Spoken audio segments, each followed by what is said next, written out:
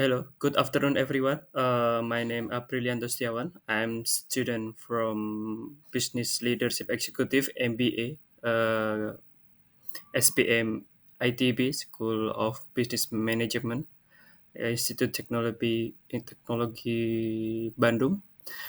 Today, I will presenting about the policy, finance, and economic of Indonesia called coal industry, navigating growth, regulation, and also transition.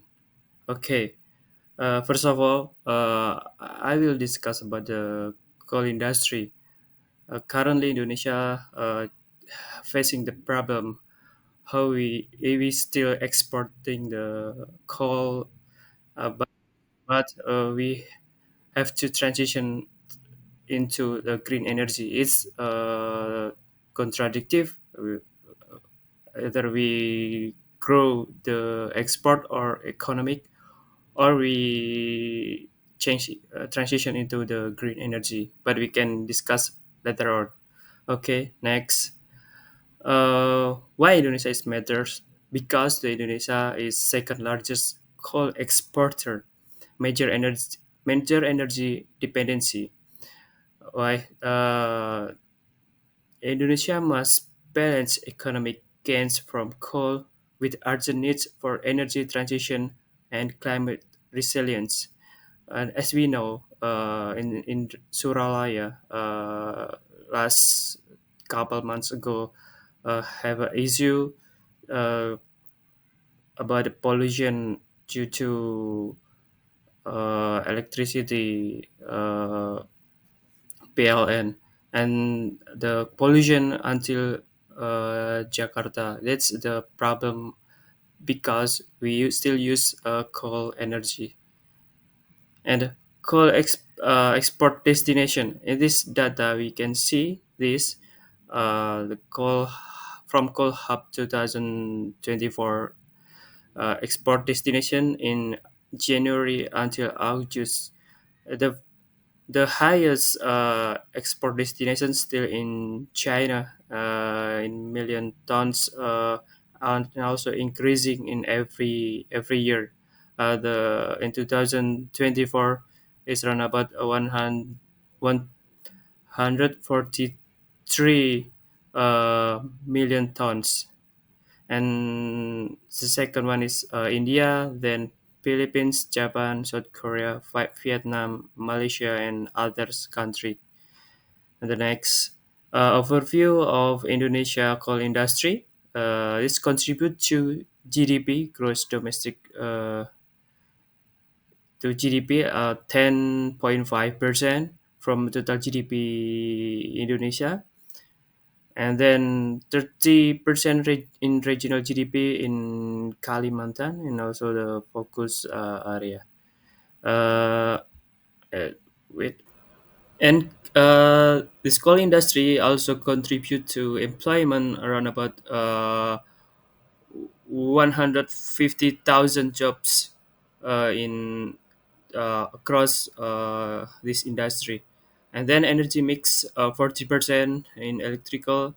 It's contribute for play and consume uh, 30,000 13,800 to 22 megawatts from this coal energy. And then the export is around about 518 million ton.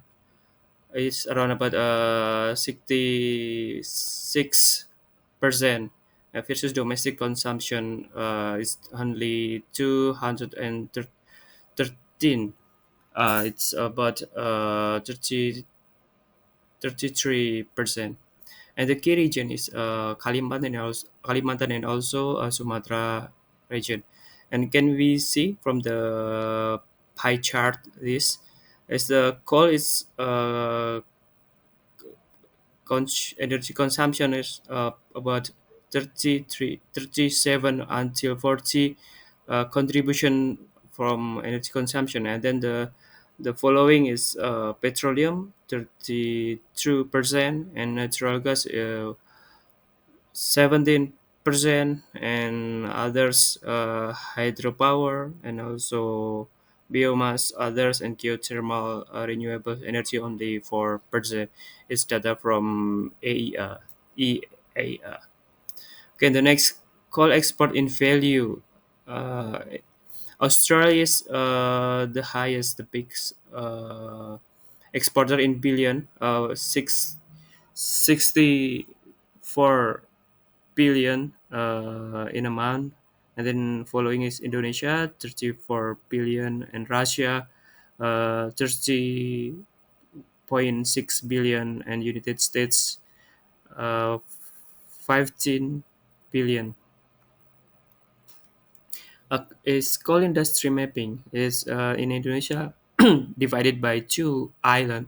The biggest contribution is Kalimantan, around about coal industry mapping. The highest is from Kalimantan, 82% contribution. It's around about 635 million metric ton, and following Sumatra, it's only 18% contribution from total coal production. And the next, policy and regulatory landscape. It's according to Minerva Law 2009, and also 2020 amendment. It's about licensing, izin usaha pertambangan, or izin usaha pertambang khusus, and also DMO, domestic market obligation. We have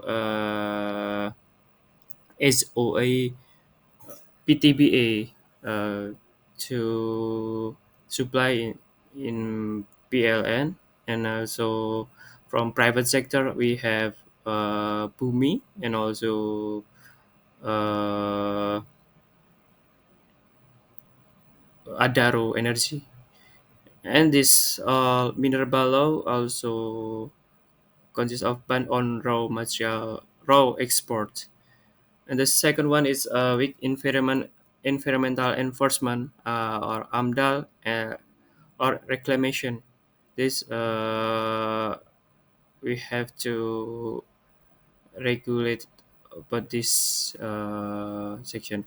And then policy inconsistency, coexistency of coal expansion and green the target. And the next, financial and economic impact. This trend, declining international coal finance. And the second one is ESG, and stranded asset risk. The second one, economic contribution versus structural vulnerability. And then coal regressive fiscal impact by Yusuf Reso Sudarmo. And the opportunity cost and renewable investment. And the next, the key challenges and risk, standard asset, World Bank or CPI, and environment degradation and social conflict, coal dependency paradox, energy security versus inflexibility. Case example from Kalimantan. This is happened in Kalimantan, but the conflict, indigenous Dayak people, and also the conservation after the mining coal in Kalimantan area province. Okay, what the transition strategies? The first thing is government commitment, net zero target in 2060, and also GETP, uh, around about 20 billion fund just energy transition partnership, because when we transition energies needs more funding, so we have to looking for another fund. And then the second one is barrier to renewable energy investment, AESR. And the third one is a role of international institution like Asian Development Bank, and then World Bank. Importance of just transition, retraining, and community investment. And Conclusion and recommendation. In summary, coal remaining vital, but it's so risky. Transition is underway, but it's too slow. And the recommendation is transparent regulation, because strong leadership need to uh, involved in this sector industry, and green finance incentive to who use the green industry or renewable energy, regional economic resilience program, and call to action. What is call to action? A fair, inclusive, and sustainable energy future for Indonesia. Is have a roadmap to energy transition until the 2060. And point to be discussed for this topic is two point to be discussed. What is financial instrument? Like, can we use green bonds or carbon credits? Are most suitable for scaling Indonesia renewable energy transition, because we need more budget for this transition.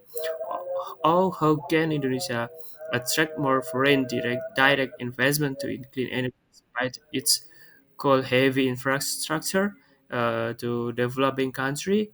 And then we can elaborate, or we can collaborate and use GETP to find financing this program. That's all. It's the end of this slide. And without transparency, regulation, and political courage, Indonesia's energy future will remain trapped in contradiction of its past. Because the strong leadership is needed to change transition into renewable energy. Thank you, everyone, and get in touch with me. Thank you.